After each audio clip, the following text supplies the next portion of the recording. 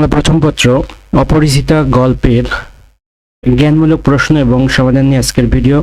এখানে এই অধ্যায়ের লেখক পরিচিতি থেকে শুরু করে চেষ্টা করা হবে যতগুলো জ্ঞানমূলক প্রশ্ন বা যেগুলো এমসিকিউ এর জন্য উপকারী সেই ধরনের প্রশ্ন দেওয়া যায় সবগুলো দেওয়ার চেষ্টা করা হবে ইনশাল্লাহ। 1 নম্বর প্রশ্ন হচ্ছে, রবীন্দ্রনাথ ঠাকুর কোথায় জন্মগ্রহণ করেন?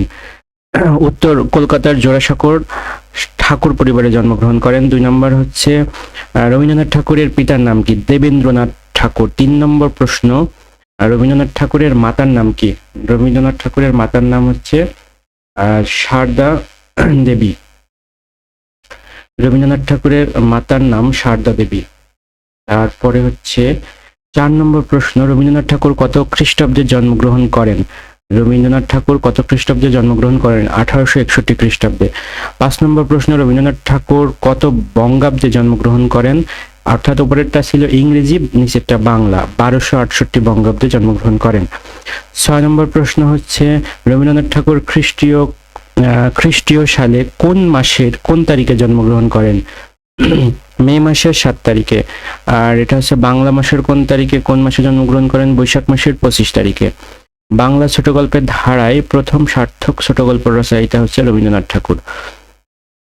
বাংলা ছোট গল্পের শ্রেষ্ঠ শিল্পী কে? বাংলা ছোট গল্পের শ্রেষ্ঠ শিল্পী রবীন্দ্রনাথ ঠাকুর।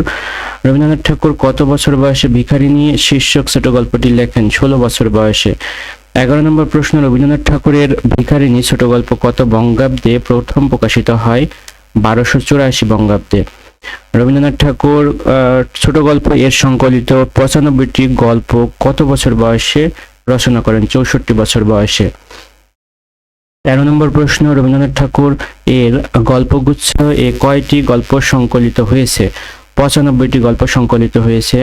14 নম্বর প্রশ্ন, গল্পগুচ্ছে এর বাইরে কোন কোন গ্রন্থে রবীন্দ্রনাথ ঠাকুরের গল্প সংকলিত হয়েছে? সে গল্প স্বল্প এবং লিপিকা গ্রন্থে সংকলিত হয়েছে। 15 নম্বর প্রশ্ন, রবীন্দ্রনাথ ঠাকুর রচিত সর্বশেষ গল্পটির নাম কি? মুসলমানের গল্প। তারপরে রবীন্দ্রনাথ ঠাকুর কুষ্টিয়া শিলাইদহে আসেন কেন? জমিদারি তদারকির জন্য। 17 নম্বর প্রশ্ন, রবীন্দ্রনাথ ঠাকুরের ছোট গল্প রচনার স্বর্ণযুগ কোনটি? কুষ্টিয়া শিলাইদহে বসবাসের সময় রবীন্দ্রনাথ ঠাকুরের ছোট গল্প ছিল স্বর্ণযুগ। 18 নম্বর প্রশ্ন, রবীন্দ্রনাথ ঠাকুর সোনাতরী কাব্যে শ্রেষ্ঠ কবিতাগুলো কোথায় রচনা করেন? কুষ্টিয়া শিলাইদহে। 19 নম্বর প্রশ্ন, রবীন্দ্রনাথ ঠাকুরের ছোট গল্পের শ্রেষ্ঠ সম্পদ বা মৌল প্রতিপাদ্য কি? প্রকৃতির পটে জীবনকে স্থাপন করে জীবনের গতিময় বিশ্বজনীন প্রকাশই হচ্ছে রবীন্দ্রনাথের ছোট গল্পের শ্রেষ্ঠ সম্পদ ও মৌল প্রতিপাদ্য বিষয়। রবীন্দ্রনাথ ঠাকুরের কবিতার মূল সুর কি? মানব ধর্মের জয় ও সৌন্দর্য তৃষ্ণাই রবীন্দ্রনাথ ঠাকুরের কবিতার মূল সুর। রবীন্দ্রনাথ ঠাকুর এর 20 শতকে রচিত গল্পে কোন বিষয় প্রাধান্য পেয়েছে? বাস্তবতা প্রাধান্য পেয়েছে। রবীন্দ্রনাথ ঠাকুর এর উপন্যাসগুলোর নাম লেখো। রবীন্দ্রনাথ ঠাকুরের উপন্যাসগুলোর মধ্যে হচ্ছে অন্যতম হচ্ছে বউ ঠাকুরানীর হাট, রাজর্ষি, চোখের বালি, গোড়া, চতুরঙ্গ, ঘরে বাইরে, শেষের কবিতা, যোগাযোগ, নৌকাডুবি, 4 অধ্যায়। তারপরে 23 নম্বর প্রশ্ন, রবীন্দ্রনাথ ঠাকুরের নাটকগুলোর নাম কি? রবীন্দ্রনাথ ঠাকুরের নাটকগুলোর নাম হলো চিত্রাঙ্গদা, বসন্ত, বিদায়, অভিশাপ, বিসর্জন, রাজা ও রানী, চিরকুমার সভা, মুকুট, মুক্তির উপায়, রাজা, তারপরে অসালায়তন, ডাকঘর, মুক্তধারা, রক্তকরবী। 24 নম্বর প্রশ্ন, রবীন্দ্রনাথ ঠাকুরের কাব্যগ্রন্থের নাম লিখো। এখানে বেশ কিছু কাব্যগ্রন্থ রয়েছে, এছাড়াও আরো অনেক কিছু কাব্যগ্রন্থ রয়েছে। 25 নম্বর প্রশ্ন, রবীন্দ্রনাথ ঠাকুরের প্রথম কাব্য বনফুল। 26 নম্বর প্রশ্ন, বনফুল কত বছর বয়সে? 15 বছর বয়সে। গীতাঞ্জলির কবিতার সমন্বয়ে স্ব-অনুদিত রবীন্দ্রনাথের গ্রন্থটির নাম কি? এই নামটা আমি যতটুকু মনে হচ্ছে এখানে নামটা হয়তো বা একটু ভুল আছে, আমি এখানে ট্রান্সলেট করে একটু দেখার চেষ্টা করি। এই নামটা হয়তো বা নামটা পরবর্তীতে কোনো প্রশ্নে বা সংশোধন হলে আমি দেখানোর চেষ্টা করব। আচ্ছা, এখানে দেখি আমি সার্চ করে।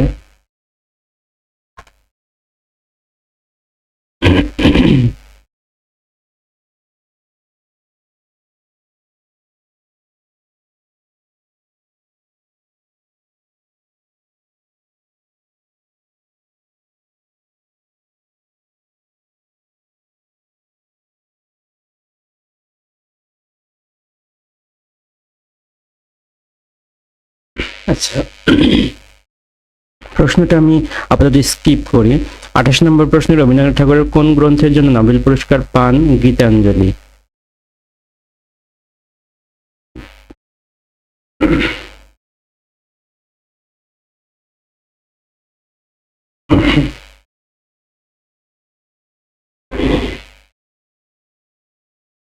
উনত্রিশ নম্বর প্রশ্ন, রবীন্দ্রনাথ ঠাকুর কত সালে নোবেল পুরস্কার লাভ করেন? 1913 সালে নোবেল পুরস্কার লাভ করেন।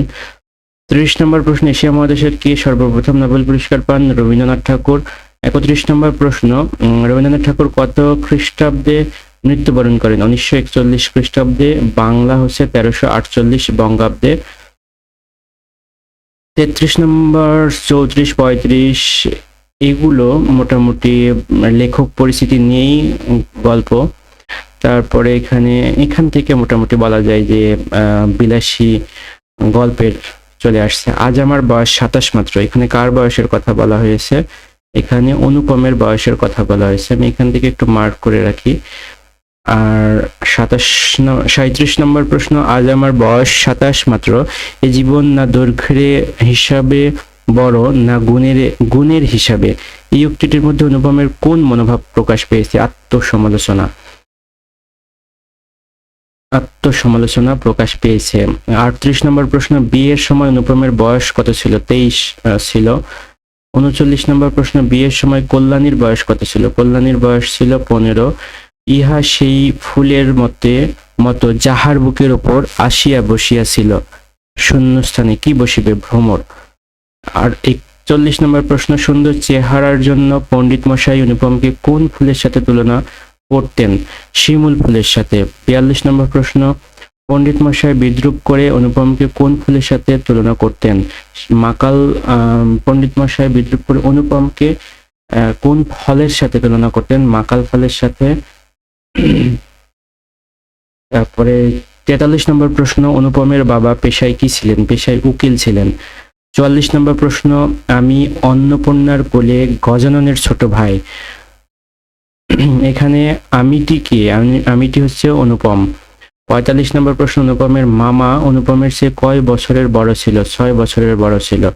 46 নম্বর প্রশ্ন, অনুপমের আসল অভিভাবক কে? তার মামা। 47 নম্বর প্রশ্ন, আমি নিতান্ত ভালো মানুষ, এখানে ভালো মানুষটি কে? অনুপম। 48 নম্বর প্রশ্ন, ধনীর কন্যা তার পছন্দ নয়, অনুপমের মামার পছন্দ নয়। 49 নম্বর প্রশ্ন, অনুপমের বন্ধুর নাম কি? অনুপমের বন্ধুর নাম হরিশ। অনুপমের বন্ধু হরিশ কোথায় থাকে? কানপুরে থাকে। 51 নম্বর প্রশ্ন, ওহে মেয়ে যদি বলো একটি খাসা মেয়ে আছে, এটি কার উক্তি? হরিশের উক্তি। 52 নম্বর প্রশ্ন, অনুপমের শিক্ষাগত যোগ্যতা কি? MA pass. 53 নম্বর প্রশ্ন, আমার শরীর মন বসন্ত বাতাসে বকুল বনের নবপল্লব রাশির মতো কাঁপিতে কাঁপিতে আলো ছায় বনিতে লাগিল। এখানে কার শরীর মনের কথা বলা হয়েছে? অনুপমের। অপরিচিতা গল্প অবলম্বনে কে জমাইতে অদ্বিতীয়? কে গল্প জমাইতে অদ্বিতীয়? হরিশ। মেয়ের চেয়ে মেয়ের বাপের খবরটাই তাহার কাছে গুরুতর, এখানে কাহার? অনুপমের মামার কাছে। কল্যাণীর বাবা পশ্চিমে গিয়ে বসবাস করতেন কেন? দেশে বংশমর্যাদা রক্ষা করে চলা সহজ নয়, এই জন্য। অপরিচিতা গল্পের নায়িকার নাম কি? কল্যাণী। 58 নম্বর প্রশ্ন, অনুপমের বিয়ের সময় মামার মন ভার হলো কেন? মামার মন ভার হলো মেয়ের বয়স 15 গুণে মামার মন ভার। 59 নম্বর প্রশ্ন, মেয়ের বয়স 15। মেয়ের বয়স 15 শুনে মামার মন ভার ছিল, আর মেয়ের বয়স 15 শোনার পর অনুপমের মামার মন নরম হলো কেন? হরিশের রসনার গুণে।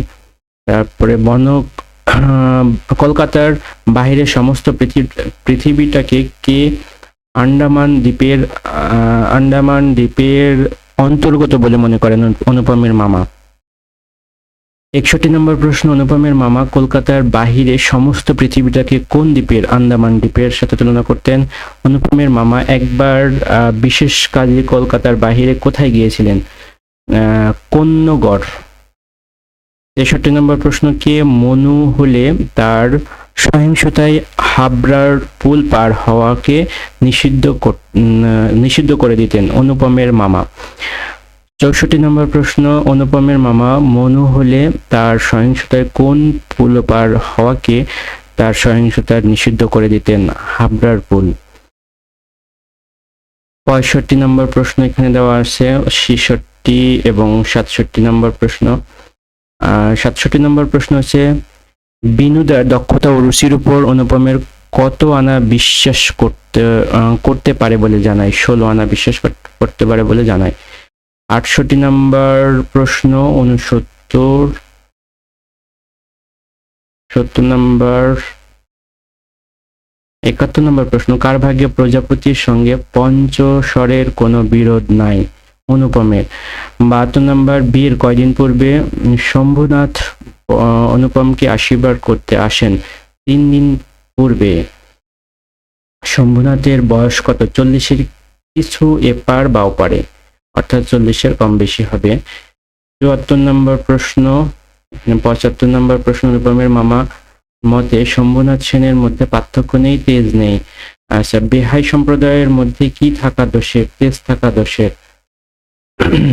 77 নম্বর প্রশ্ন, অনুপমের মামা নিজেকে কি বলে অভিমান করে থাকেন? অসামান্য চতুর বলে অভিমান করে থাকেন। অনুপমের সংসারের প্রধান গর্বের সামগ্রীকে? অনুপমের মামা। অনুপমের মামা অনুপমদের সংসারের প্রধান গর্বের সামগ্রী কেন আশ্চর্য পাকা লোক বলে? আশ্চর্য পাকা লোক বলে। গায়ে হলুদ শব্দটি ব্যাসবাক্য ও সমাসের নাম লিখো।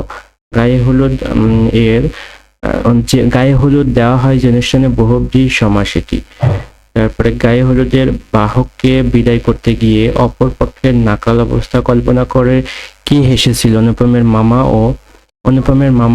ও মামা। কল্যাণীদের বাড়িতে বিয়ের আয়োজন কেমন ছিল? মধ্যম মানের। 83 নম্বর প্রশ্ন, বিয়ের বাড়িতে শম্ভুনাথের ব্যবহার কেমন ছিল? নেহাত ঠান্ডা। শম্ভুনাথ সেনের বন্ধুটি পেশায় কি ছিলেন? পেশায় ছিলেন উকিল। শম্ভুনাথের সেনের গায়ের রং কেমন ছিল? মিশকালো ছিল।